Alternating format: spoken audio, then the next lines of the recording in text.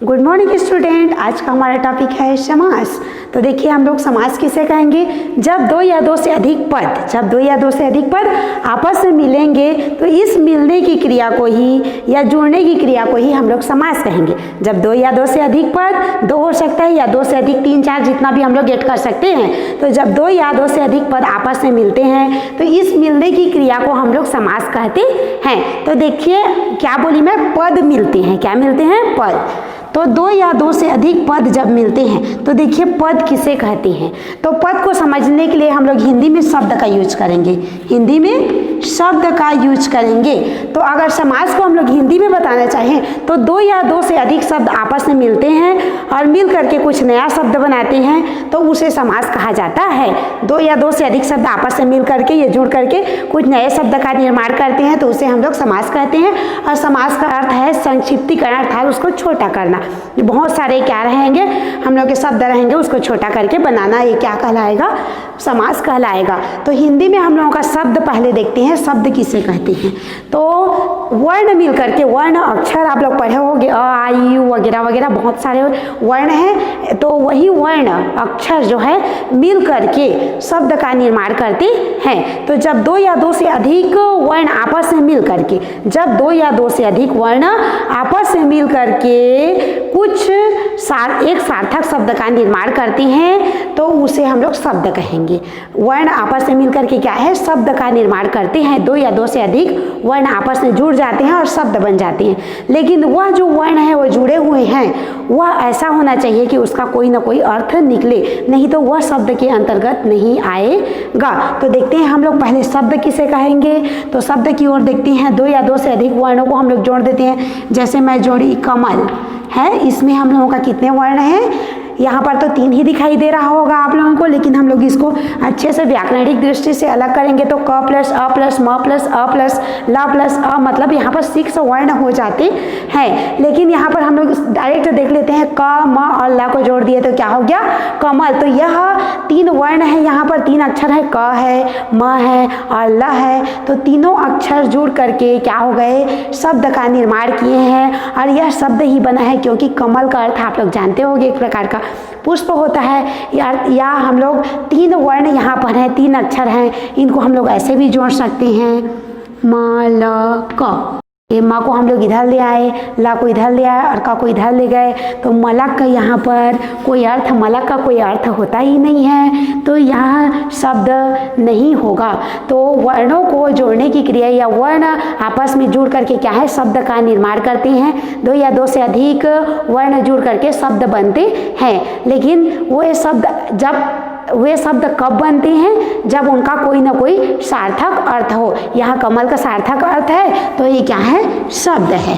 और यहाँ पर मलक का कोई अर्थ नहीं है तो यह शब्द नहीं हुआ।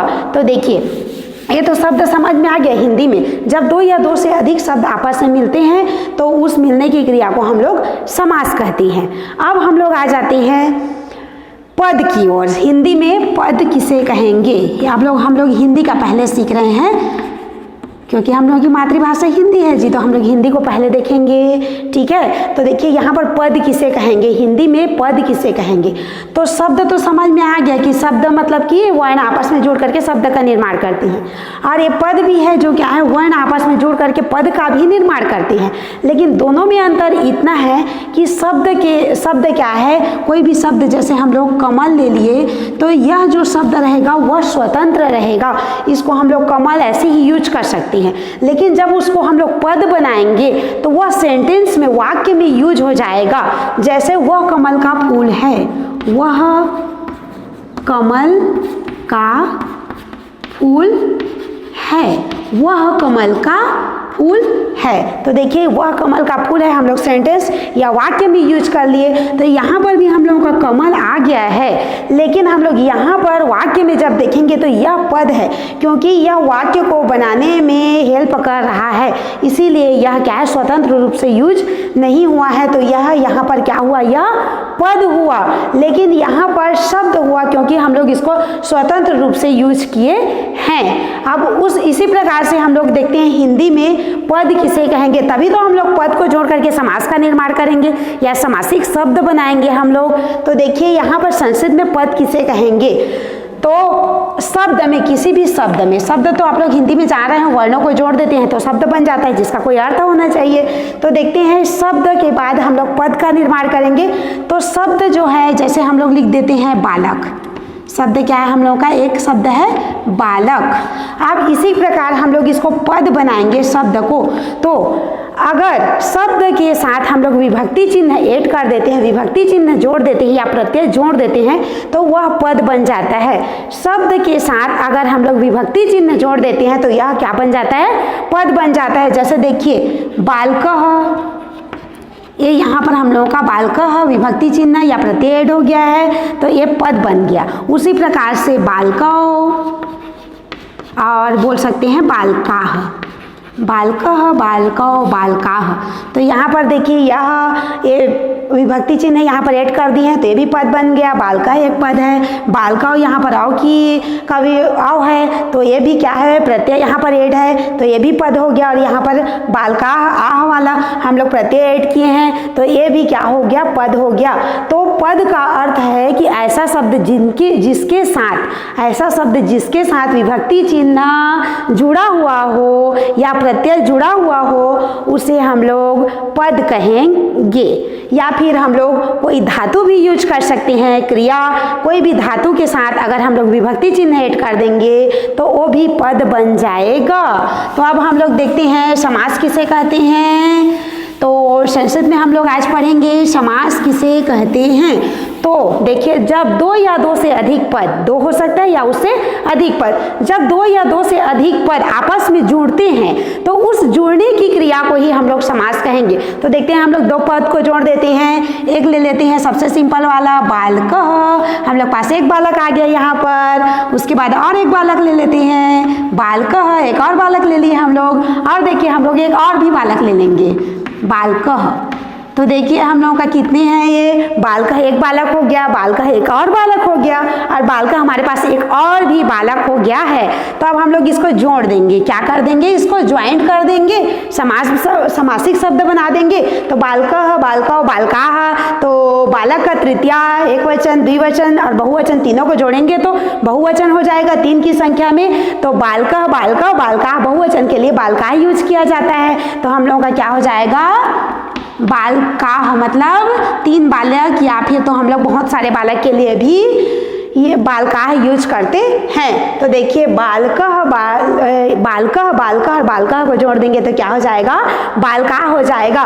तो आप देखिए समास किसे कहेंगे? इन तीनों को, यहाँ पर क्या है हम लोग पास 3 पद हैं, इन तीनों पदों को या फिर हम लोग 2 को भी ऐड कर सकते हैं, 2 को भी ले सकते हैं। तो जब पदों को जोड़ने की जो क्रिया हो रही है, जोड़ने की जो क्रिया हो रही है उसे हम लोग क्या बोलेंगे? समास कहेंगे। और देखिए अब ये हम लोगों का बालकाः आ गया तो इसको हम लोग समासिक शब्द बोलेंगे। सामासिक शब्द, इसको क्या बोलेंगे? सामासिक शब्द या सामासिक पद बोल सकती हैं। इसको संस्कृत में क्या बोल देंगे हम लोग? सामासिक पद। अर्थात जो जुड़ने की क्रिया हो रही है वो समास कहलाती है और जो पद निर्मित होता है जोड़ने के बाद वो सामासिक पद कहलाता है। और हम लोगों का बालकाः है तो हम लोग बालकाः को अगर विच्छेद करेंगे या फिर तो अलग करेंगे, विग्रह करेंगे, अलग करेंगे तो देखिए क्या हो जाएगा? बालकाः का बालकः, बालकः और बालका हो जाएगा।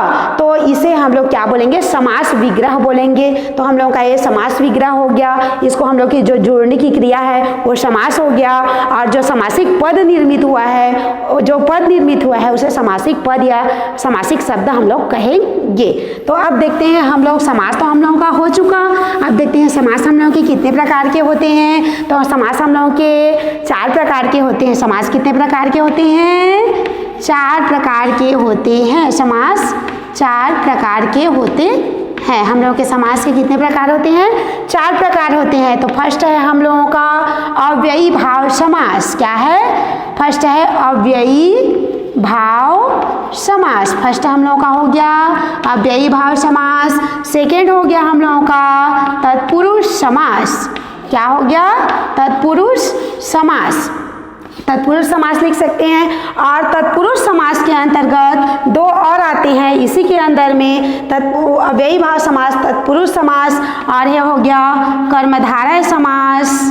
और एक है इसी के अंतर्गत द्विगु समास, और उसके बाद हम लोगों का तीसरा है द्वंद्व समास, अव्ययी भाव समास, तत्पुरुष समास, कर्मधारय समास, द्विगु समास, द्वंद्व समास और बहुब्रीहि समास। एक हम लोगों का बचा बहुब्रीहि समास। तो हम लोगों के समास कितने प्रकार के होते हैं? 4 प्रकार के होते हैं। अव्ययी भाव समास, सेकेंड तत्पुरुष समास, लेकिन तत्पुरुष समास के अंतर्गत कर्मधारय समास और द्विगु समास, यहाँ पर समास होगा कर्मधारय समास और द्विगु समास भी आते हैं। और उसके बाद थर्ड है हम लोगों का द्वंद्व समास और फोर्थ है हम लोगों का बहुब्रीहि समास। लेकिन ये सबको हम लोग एक साथ कर देंगे तो अतः हम लोगों का यहाँ पर समास 6 प्रकार के हो जाते हैं। तो हम लोग इसको एक साथ ऐड कर सकते हैं। यहाँ पर देखिए सबको ज्वाइन करके हम लोग सीधा लिख देते हैं समास 6 प्रकार के होते हैं। तो हम लोगों का आगे क्या हो गया? समास 6 प्रकार के होते हैं। अव्ययी भाव समास, तत्पुरुष